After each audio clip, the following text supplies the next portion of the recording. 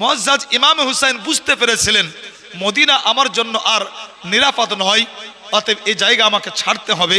হযরত ইমাম হুসাইন তাই একদিন বোন জাইনাবকে বললেন, জাইনাব যা যা প্রয়োজন সফরের জন্য এগুলো একটু গোছগাছ করে নাও, আর তার সাথে আজ রাত্রে আমরা আকা মুস্তাফা সাল্লাল্লাহু তাআলা আলাইহি ওয়াসাল্লামের রওজায়ে মুবারাকে যাব হাজিরি দেওয়ার জন্য। মুআজ্জাজ সন্ধ্যা নেমে আসলো, সূর্য যখন ডুবলো, চারিদিক অন্ধকার হলো, আকা হুসাইন নিজের ছোট্ট বোন জাইনাব রাদিয়াল্লাহু তাআলা আনহাকে সাথে নিয়ে এবং তার সাথে আল্লাহু আকবার ওনার মেয়ে সাকিনা এবং জাইনাবের দুই ছেলে আউন ও মুহাম্মদ, এদেরকে সাথে নিয়ে আল্লাহর নবীর রওজাতে গেলেন। আর নবী পাক আকা মুস্তাফার রওজাতে যাওয়ার পরে ইমাম হুসাইন যেন আপনার সালাম দিতে আছেন। বিরাদার, এই জায়গাতে আমি মাত্র মানকাবাতের দুটো ছন্দ পড়বো, তার কারণ ওয়াজ করতে হবে বাবু, না তো মানকাবাতের সময় নিলে হবে না, আমি নিও না, কিন্তু শুধুমাত্র দুটো ছন্দ পড়বো। মোহব্বতে একবার বলুন ইয়া হুসাইন, আর একটু মোহব্বতে বলুন ইয়া হুসাইন। ওগো ইমাম হলেন রওয়ানা, ছেড়ে না বীর সোনার মদিনা, ছেড়ে না বীর সোনার মদিনা, আর সারা জগতে শাহাদাতে, ওগো সারা জগতে শাহাদাতে ইমামের নাই তুলনা, ইমাম হোসেন হলেন রওয়ানা, ইমাম হলেন রওয়ানা, ছেড়ে না বীর সোনার মদিনা, গিয়ে হুসাইন পাক মাজারে আর কান্দে রওজার জালি ধরে, গিয়ে হুসাইন পাক মাজারে কান্দে রওজার জালি ধরে, আর নাও গো সালাম ও নানা জান, আর তো ফিরে আসবো না, ইমাম হোসেন হলেন রওয়ানা, ইমাম হলেন রওয়ানা, ছেড়ে না বীর সোনার মদিনা, ছেড়ে না বীর সোনার মদিনা। হযরত ইমাম হুসাইন রাদিয়াল্লাহু তাআলা আনহু শেষবারের মতো নবীর রওজাতে হাজিরি দিয়ে হযরত ইমাম হুসাইন আকা মুস্তাফা সাল্লাল্লাহু তাআলা আলাইহি ওয়াসাল্লামকে বাদাম আপনার সালামটা জানিয়ে দেওয়ার পরে হুসাইন চোখের পানি ছেড়ে দিয়ে বলতে আছেন, না না গো, আজ তোমার হুসাইন তোমার দরবারে এসেছে, আজ তোমার হুসাইনের শেষ সালামটা কবুল করে নাও, আর হুসাইন তোমার রওজা পাকের কাছে এসে সালাম দিবে না। আকা হুসাইন আল্লাহু আকবার, নবী পাক আকা মুস্তাফার রওজাতে দাঁড়িয়ে দাঁড়িয়ে যখন মাথাটা উপরে করলেন, বেরাদার হুসাইন দেখতে আছেন জানো অনেকগুলো কবুতর আপনার উড়তে উড়তে এসে নবীর রওজাতে বসতে আছে। হযরত ইমাম হুসাইন আরো কান্না করতে করতে বলতে লাগলেন, কবুতর তোরা বড়ই সৌভাগ্যবান, এজন্যই কি সারাদিন তোরা এদিক ওদিক ঘুরিস, সারাদিন তোরা শিকার, সারাদিন তোরা রুজির তালাশে দৌড়ে বেড়াস, কিন্তু সন্ধ্যা হলেই তোরা আমার নবীর রহমতের রওজাতে এসে তোরা রাত কাটাস। কিন্তু আমাকে দেখ, আমি হুসাইন আজকে নবীর দরবারে এসেছি, আজকে আমি শেষ সালাম দিতে এসেছি, আজকে আমার জাহিরি হায়াতে এটাই হচ্ছে আমার শেষ হাজিরি। আল্লাহর নবী সাল্লাল্লাহু তাআলা আলাইহি ওয়াসাল্লামের আপনার নামাজ হযরত ইমাম হুসাইন রাদিয়াল্লাহু তাআলা আনহু মুআজ্জাজ মুহতারাম এবারে আপনার নবী পাক আকা মুস্তাফা সাল্লাল্লাহু তাআলা আলাইহি ওয়াসাল্লামের দরবারে হাজিরি আপনার কমপ্লিট করার পরে বোন জাইনাবকে বলতে আছেন, জাইনাব চলো আজকে মায়ের দরবারে চলো, একটু মায়ের রওজা পাকটাও জিয়ারত করে আসি। আল্লাহু আকবার। হযরত ইমাম হুসাইন বোন জাইনাবকে সাথে করে মা ফাতিমাতুজ জাহরা রাদিয়াল্লাহু তাআলা আনহার আপনার কবরের কাছে গিয়েছেন। ইমাম হুসাইন সাইয়্যিদাতুন নিসা ফাতিমাতুজ জাহরার কবরের কাছে দাঁড়িয়ে ইমাম হুসাইন বলতে লাগলো, আম্মি জান গো, আজ তোমার হুসাইন এসেছে, মা আজ তোমার হুসাইনের শেষ সালামটা কবুল করো গো মা। আল্লাহু আকবার। কয়েকবার মা মা বলে ডাক দিয়েছেন হুসাইন।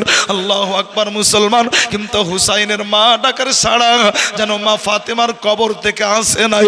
আকা হুসাইন বলতে আছেন, আম্মি জান, যদি একবার তোমাকে মা বলে ডাক দিয়েছি, একবার মা বলে ডাকা মাত্রই তুমি দুই হাতকে প্রসারিত করে আমি হুসাইন আমাকে বুকের সঙ্গে জড়িয়ে নিয়েছো, কিন্তু আজকে তোমার হুসাইন বারবার কয়েকবার তোমাকে মা বলে ডাকে, কিন্তু তোমার হুসাইনের মা ডাকের জবাব কেন তুমি দাও না? আল্লাহু আকবার। ইমাম হুসাইন এই কথাগুলো বলেছেন বেরাদার, হঠাৎ করে একটা আওয়াজ জানো হুসাইনের কান পর্যন্ত পৌঁছালো। আল্লাহু আকবার মুসলমান, আওয়াজটা কি ছিল বেরাদার? হযরতে মা ফাতেমাতুজ জাহরা নিজের কবর থেকে আওয়াজ দিতে আছেন, ও বেটা হুসাইন যাও, আজ তো তোমাকে সিনাতে লাগালাম না, কিন্তু আমি ফাতেমা, আমি তোমার মা, তোমায় কথা দিলাম ওই কারবালার প্রান্তরে যেই জায়গাতে তোমার লাশটা পড়বে, আমি ফাতেমা তোমার ওই জায়গাটা আগেই গিয়ে নিজের হাতে পরিষ্কার করে দেব। মুআজ্জাজ, অনেক কিতাব আল্লাহ তাআলার রহমতে আপনার দোয়া আপনাদের মোতালা করেছি, তো আমি একটা কিতাব এটা পেয়েছি যে কিতাবটার নাম হচ্ছে, খুবই চটি কিতাব, খাকে কারবালা। আর অনেক দিন পর একটা মুতাবার কিতাবে পেলাম কি এটাতে কোনো আশ্চর্যের বিষয় নয়, কবর থেকে আওয়াজ আসতেই পারে। তার কারণ যারা আল্লাহর ওলি হন এবং ওলিয়া হন ওনারাও মরেন না। জোরে বলেন, আউলিয়া আল্লাহ লা ইয়ামুতুনা ওয়ালাকিন ইয়ানকুলুনা মিন দারিন ইলা দার, শুধুমাত্র স্থান পরিবর্তন করেন।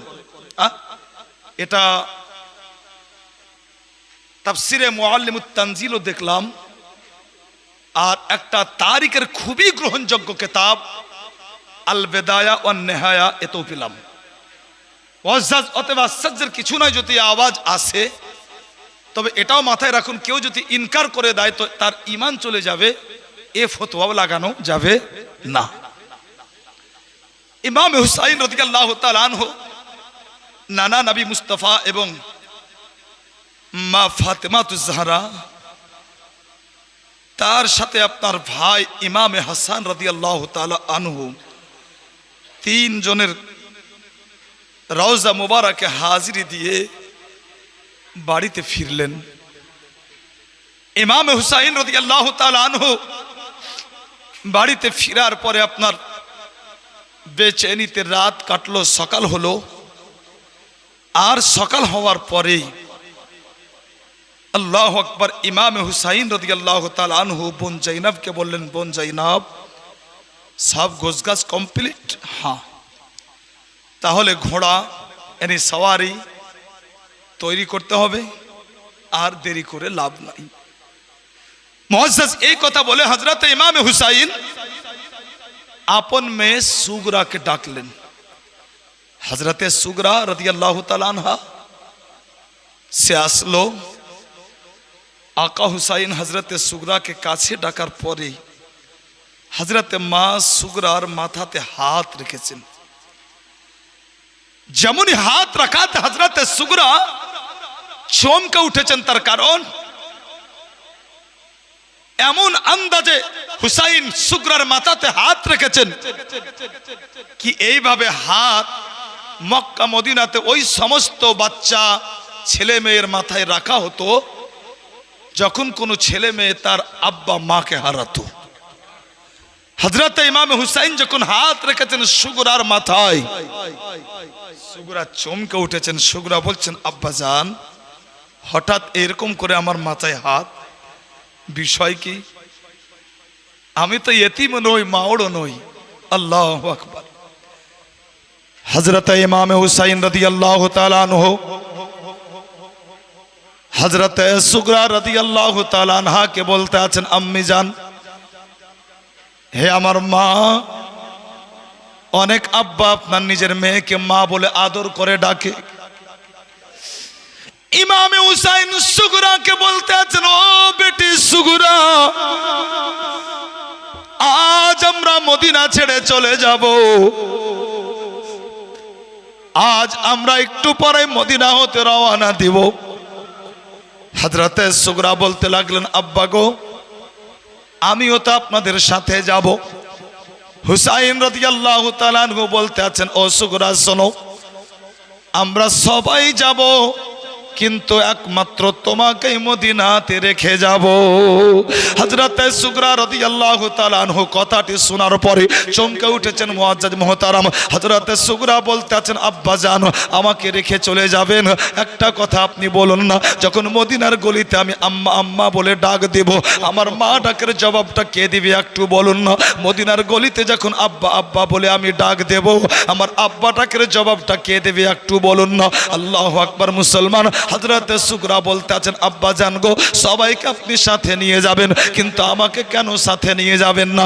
আব্বা হুসাইন আমার অপরাধটাকে একটু বলুন না।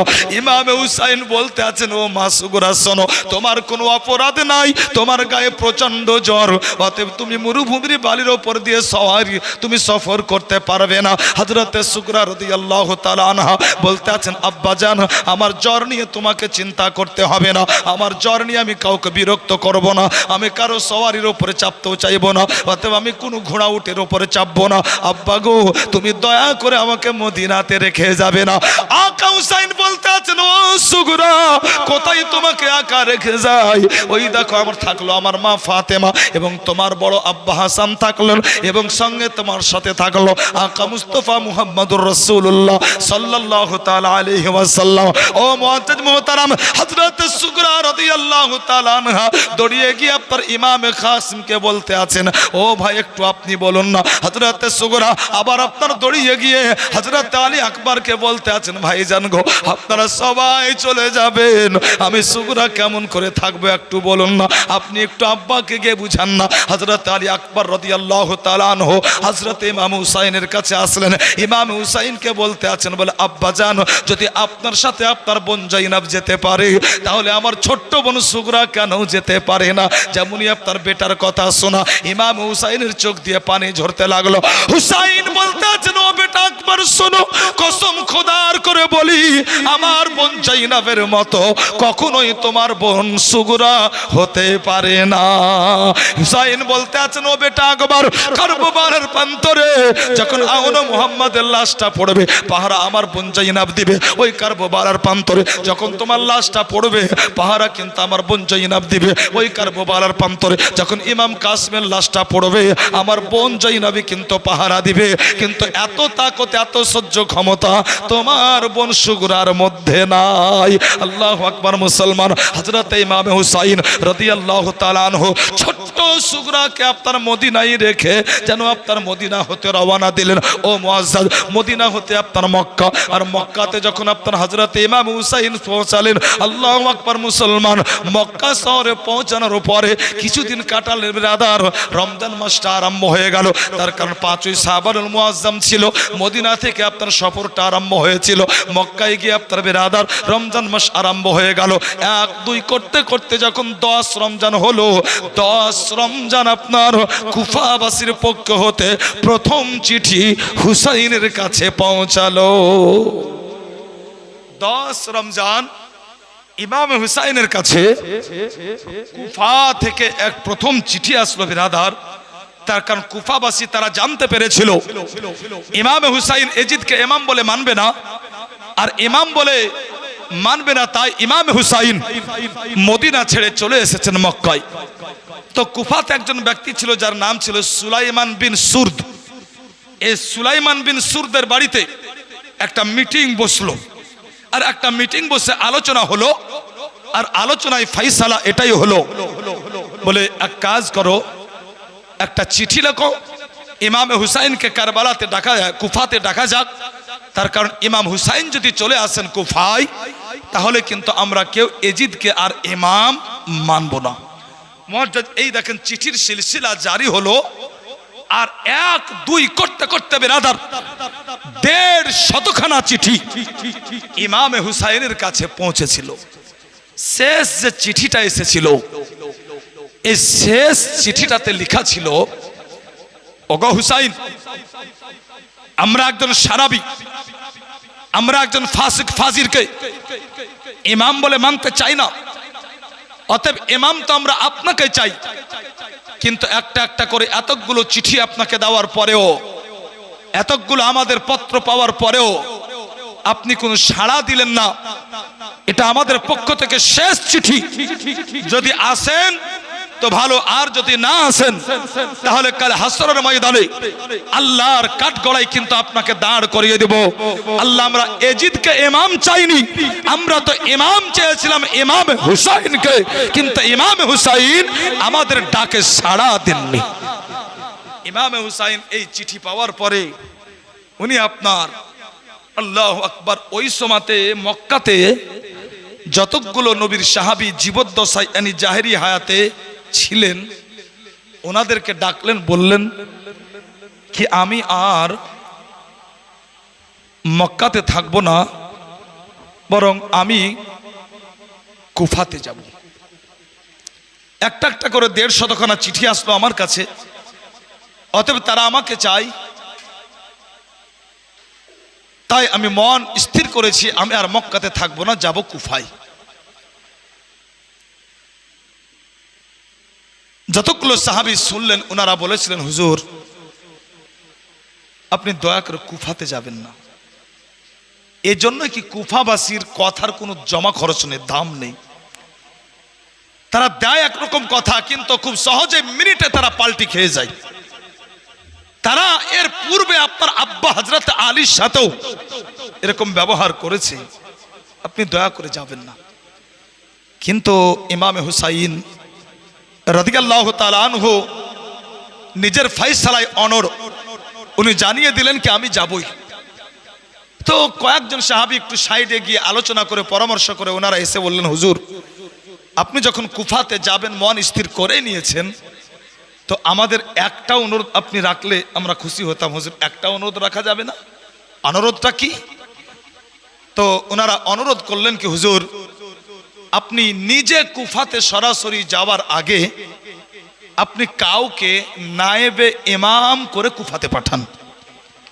এতটুকু তো আপনি মানবেন? ইমাম হুসাইন সাহাবায়ে কিরামদের এই কথা রেখেছিলেন বিরাদার, তাই উনি আপন চাচাতো ভাই হযরতে ইমাম মুসলিম রাদিয়াল্লাহু তাআলা আনহুকে ডাকলেন আর উনাকে বললেন কি তোমাকে নায়েবে ইমাম করে কুফাতে পাঠাবো, এই বিষয়ে তোমার মতামত বলো। ইমাম মুসলিম উনি নির্দ্বিধায় কোনো চিন্তা ভাবনা না করে বলেছিলেন ওগো হুসাইন ইমাম তো আমি আপনাকেই মানি, অতএব কুফা কেন? আপনি যদি বলেন তাহলে পারে আপনার কথাই আমি আগুনেও ঝাঁপ দিয়ে দিতে পারি।